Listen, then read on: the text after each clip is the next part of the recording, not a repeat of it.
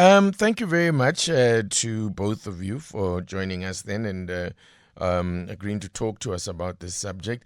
Let me get a sense. First of all, hypertension is described as the silent killer, that is affecting so many South Africans. In fact, I imagine it's affecting many people around the world. Firstly, let's talk about why the descriptor silent killer. So hypertension is referred to the silent killer because of those that do have hypertension, only half of those individuals actually are aware of their hypertension status. So most of the time people would get these headaches and they will be unaware that these headaches could possibly be due to their blood pressure being high or what we call in the medical field them having hypertension.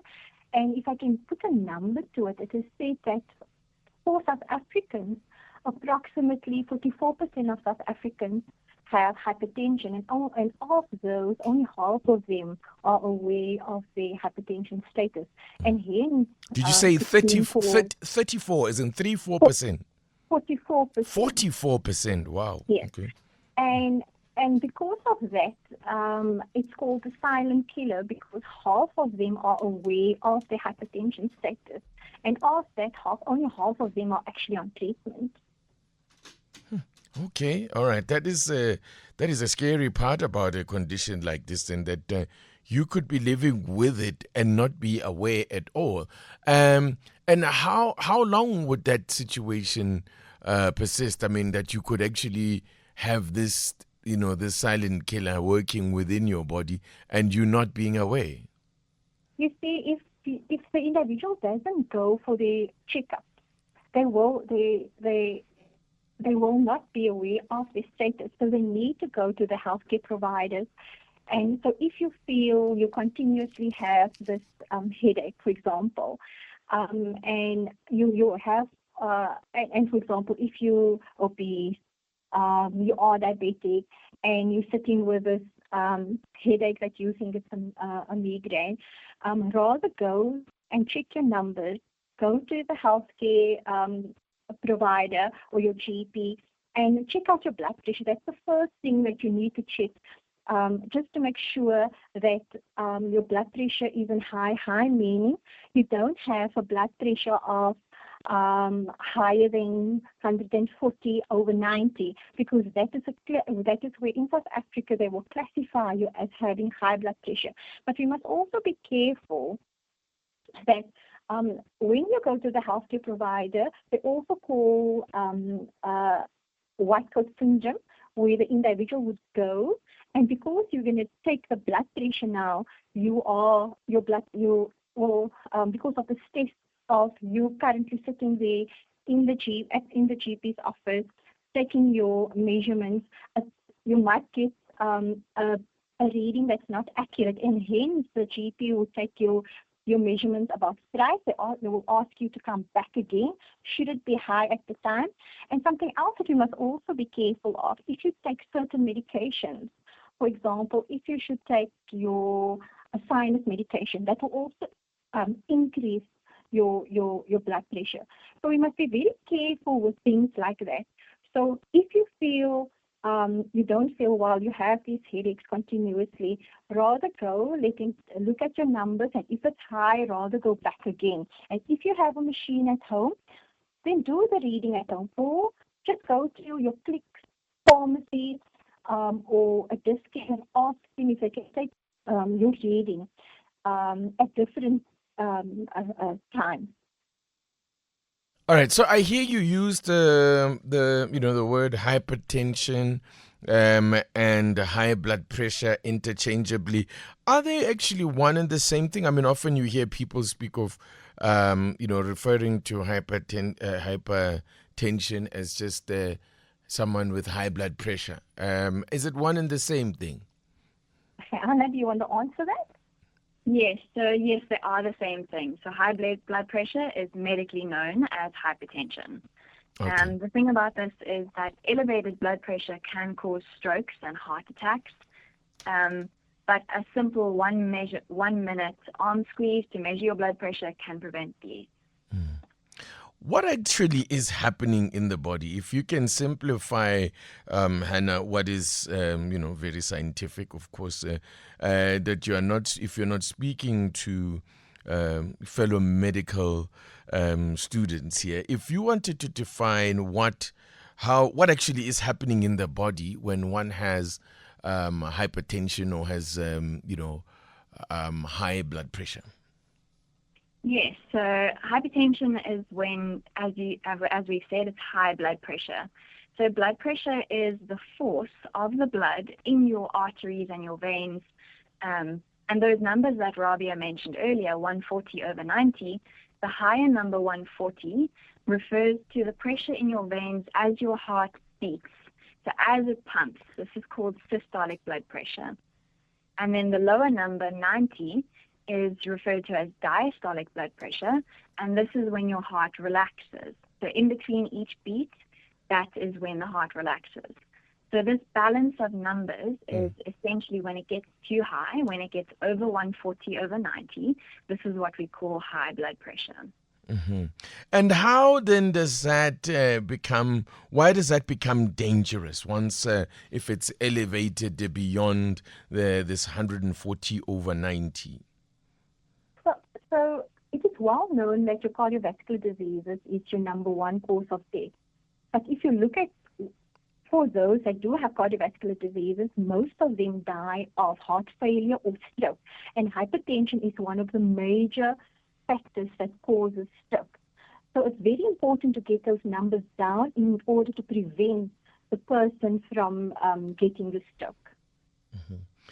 So you mentioned a little earlier, if you are someone that is overweight, does that suggest then that there are people who are predisposed to hypertension and principal among, well, let me not say principal amongst those, but among those would be people who are overweight? Yes, so hypertension is a very complex disease. It can be a combination of genetic and lifestyle factors. So people who have a family history of hypertension, maybe their parents or grandparents have it, this can be passed down and they can inherit those genetic factors. But it's the combination with the lifestyle habits like excessive use of alcohol, lots of smoking, not exercising, being overweight, and eating lots of salt, and also stress can trigger hypertension. So as Johanna, so genetics is a small component of this. And that's why it's called a lifestyle disease, because it's all about you are what you eat and changing your lifestyle. And it's lifestyle factors that contribute to you being, to you developing hypertension. So even though there's a genetic risk, it's very small.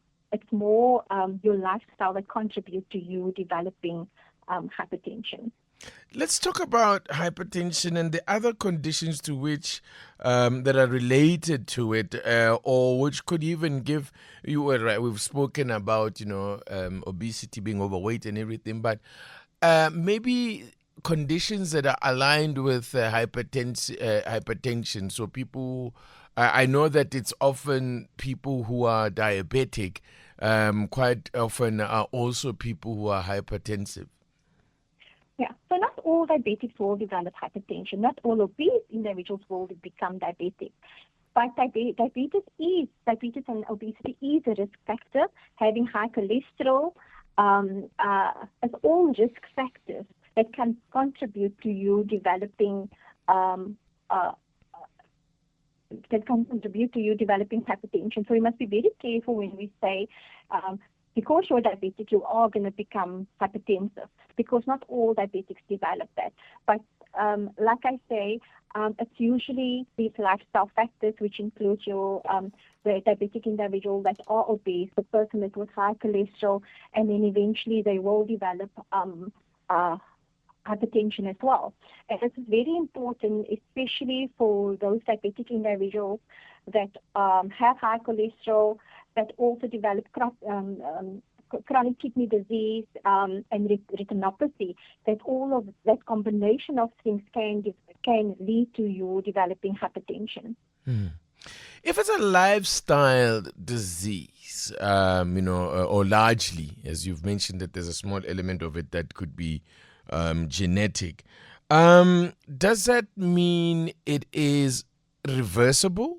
If I develop hypertension or, my blood pressure, high blood pressure, is it something that I can correct just by changing my lifestyle? So yes, we can definitely manage blood pressure by improving these lifestyle factors. Making small changes every single day can have a huge impact on your blood pressure in the long run.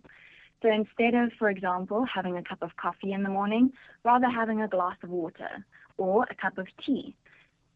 Instead of watching 3 or 4 episodes of your favorite series, swapping out one episode for a 30-minute walk is fantastic for being able to manage your blood pressure. Yeah. To add to that, reduce your salt intake. The food that we are currently eating, that's sufficient food, but we tend to add more salt to our food. So reduce your salt intake.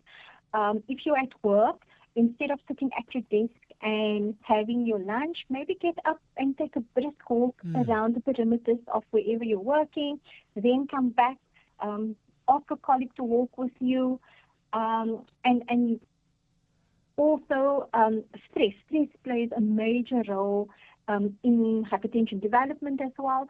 So I know you can't always avoid stress, but maybe take out time where you allow time where you can actually sit and you can actually relax, whether that's at work or at home. Maybe during lunchtime, if you don't want to take the walk, maybe just don't look at your computer screen and just take time for yourself where you can take a breather and you can just relax.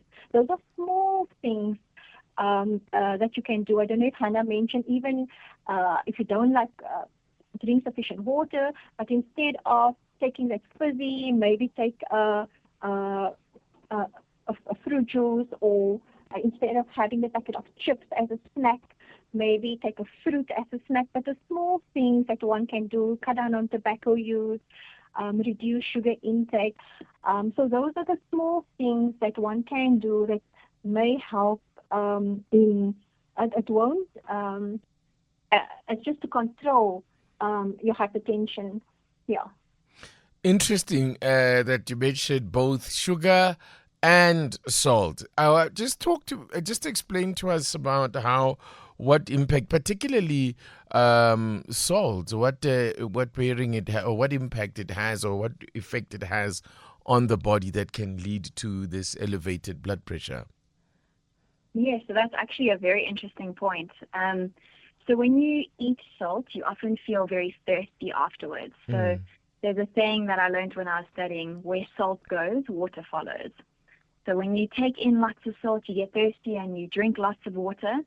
This increases your blood volume. So there's more water in your blood, and this in turn increases your blood pressure. But it takes a long time for your kidneys to filter out that salt. So you retain that water for a lot longer, and so your blood pressure stays up for a lot longer. Being very conscious of your salt is very important. It's also interesting, we've seen in other studies in African continents that African ancestry plays a big role in salt sensitivity for hypertension. So we see there's a genetic factor there that makes people of African ancestry more sensitive to the salt. And that's why it's important. And that's why it's important that especially people from African ancestry, because we call them salt sensitive, being salt sensitive, that they should try and reduce the salt intake and try to prevent the urge to add more salt to the food that you are currently eating, or even if you buy something, to add salt to what you currently have or going to consume or will be consuming. Does the same principle apply to sugar? I'm actually curious now as well when you talk about the water, that you have a high concentration of water in the blood. So it is, I had this argument actually with a colleague the other day about where she was insisting it is possible to drink too much water. Um, everything in moderation. Let me put it like that. And So yet we are everything. encouraged to drink as much water as we can all the time. So, Yes, mm, no, exactly, and especially if you're diabetic, we will actually urge diabetic to drink a lot of water. But the water intake, the minimum is usually, they would say, 8 glasses of water per day, but it depends on your body composition, your body weight, and all of those things, and each to its own. So even though that's the minimum, um, uh, maybe a person with a different body composition, weight can need to take more water than just the 8 glasses of water.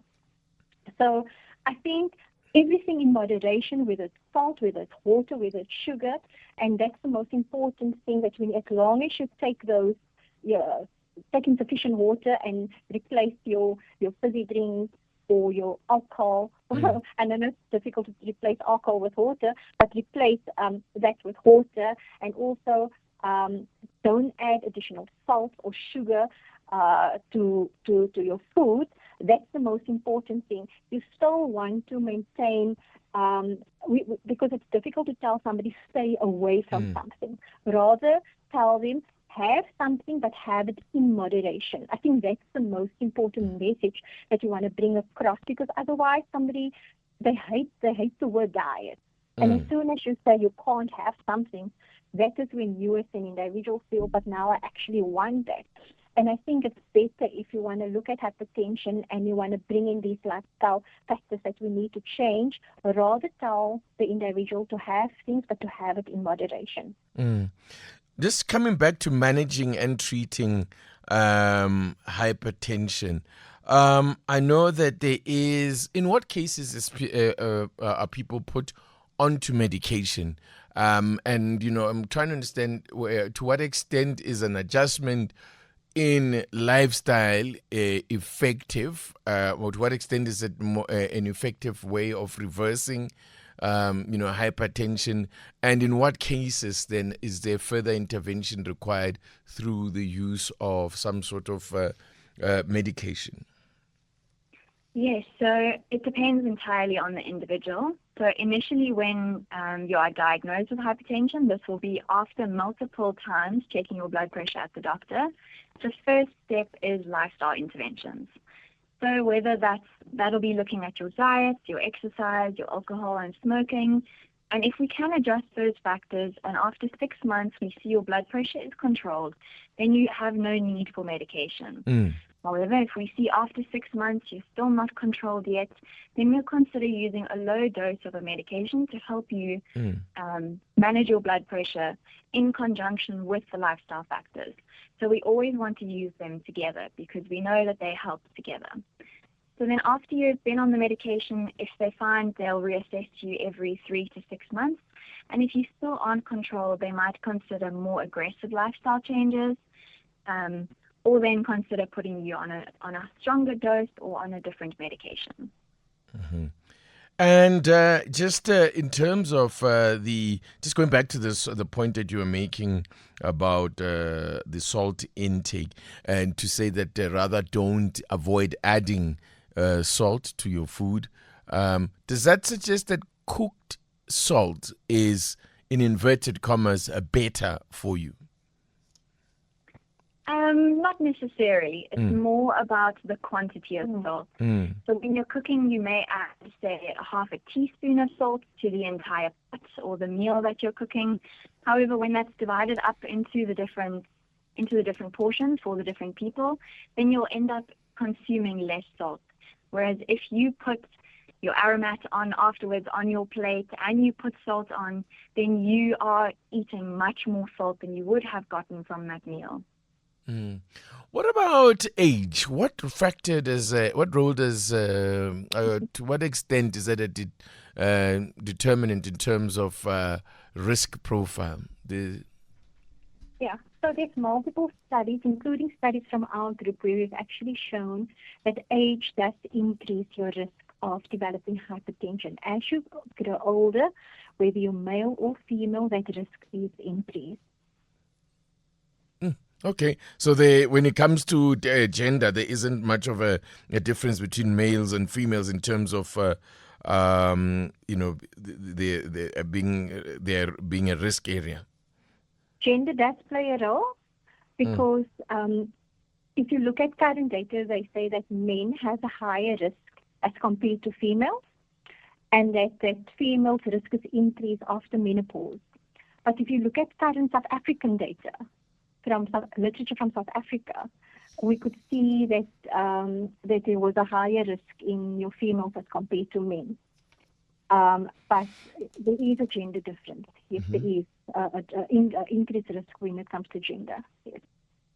Very interesting. But I see that it is recommended that from the age of, is it 40, that you would insist, or at least that you would recommend that people start to have regular checkups.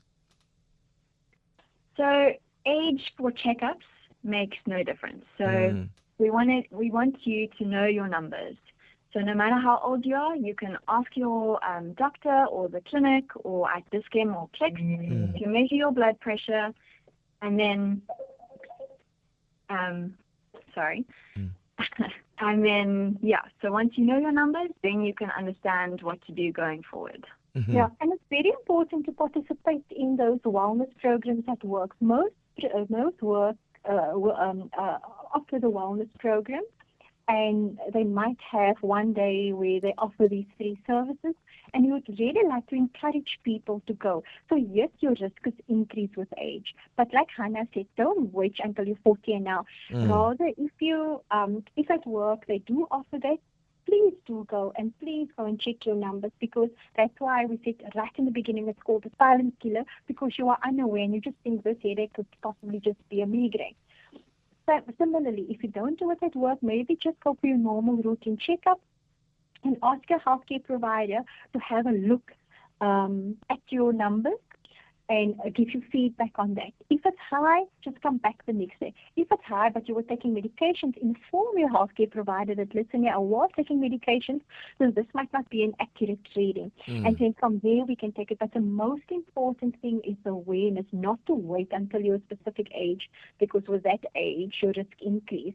We would really like to advise the younger individuals, for everybody to go, because literature currently suggests that because of our increased obesity and diabetes rate, even our younger children are becoming at increased risk of hypertension. We're seeing these numbers are actually increasing now in schools, where we see that younger children are becoming hypertensive.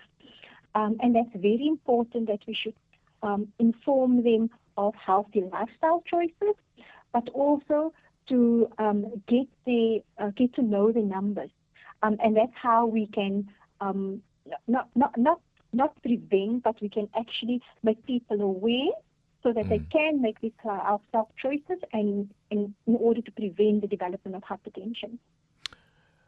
My guest on the Power Perspective for this evening, Professor Rabia Johnson, who's a Chief Specialist Scientist at the South African Medical Research Council with her. And also with us is Hannah Falkens, a student who's working with Professor Rabia.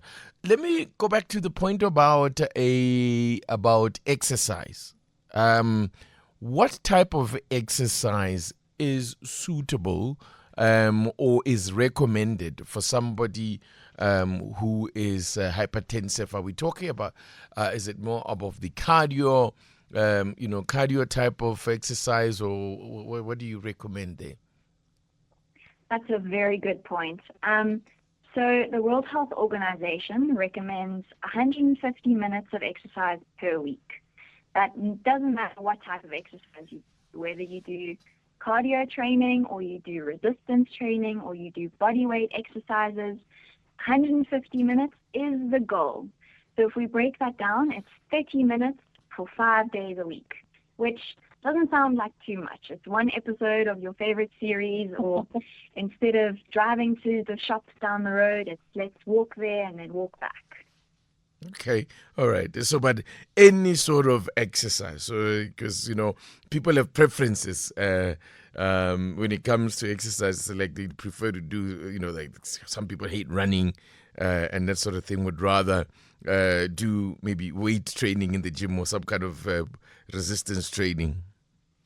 Yes, so it's about finding what works for you and what you enjoy.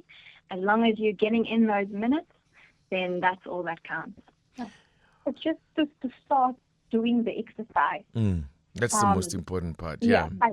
Exactly. That is the most important part of it. And it's very difficult, like I said, to tell somebody you need to follow a specific exercise regime or you need to follow a specific diet. And that's what results in people not wanting to do the exercise or not wanting to follow a specific diet. And that's why it's so important that when we speak to the public, to tell them, just go do a brisk walk, like Hannah said, to the shop, or during working hours, during lunchtime, and then for health and for food choices, make healthy food choices. And you'll see gradually you will start to not make the unhealthy food choices. Gradually, you'll see instead of walking, I will start to run now, or I did a 5, and now all of a sudden I'm doing a 6, 7, 8 until you get to 10 kilometers. And I think that's the most important message that we want to bring across. What about changes? I beg your pardon? Difference. So sorry, I think we spoke over each other that you were saying? I say the most important is to let people know that small changes make a big difference. It's to get people to start to do these things. And to that point, I see one of the warnings that is given is that hypertension is treatable, but the damage that it causes isn't always reversible. Do you just elaborate on that? Yes. So the most important thing that it can be your retinopathy, your chronic kidney disease, stroke. So if you have a stroke, and it is known that most of our people who get these strokes or develop these strokes is still part of the age group that contributes towards our economic growth. They're still in the age group of your 37 to 50 years old. And imagine that person having a stroke and the detrimental effect that it has, not just on the household itself, but also on our health system, because now you continuously have to ensure that this person see a healthcare provider, get their medication, and this person has to live with the after effects of the stroke or the chronic kidney disease that they have, or the retinopathy that they might have. So that's why it's very important to introduce these healthy lifestyle choices early on and promote that. Just in terms of awareness, what is your research telling you in terms of whether the message is actually getting across, because it seems to me like hypertension or these diabetes and all these lifestyle diseases would be so, relatively easy to prevent, to the point, before the point where we're starting to need now treatment in the form of medication and all of that. But to what extent is that message actually getting through? What are the numbers suggesting in terms of trends? Yes, so there's still lots of work to do with this. From my study in particular, we found that less than half of the people that had hypertension were aware that they had it, and even fewer people were on treatment and had their blood pressure controlled. But there's large global initiatives going on, especially this month coming up. It's very exciting. It's World Hypertension Day on the 17th of May, and May is May Measure Month. So there's a large global initiative called May Measure Month, where we are encouraging everyone to go and measure their blood pressure so that you can know your numbers. The South African Hypertension Society also has a campaign going on where they are campaigning to say, measure it, control it, and live longer. So you can get your blood pressure measured at your local doctor or your clinic or at any Clicks and Dis-Chem, and you can get to know your numbers.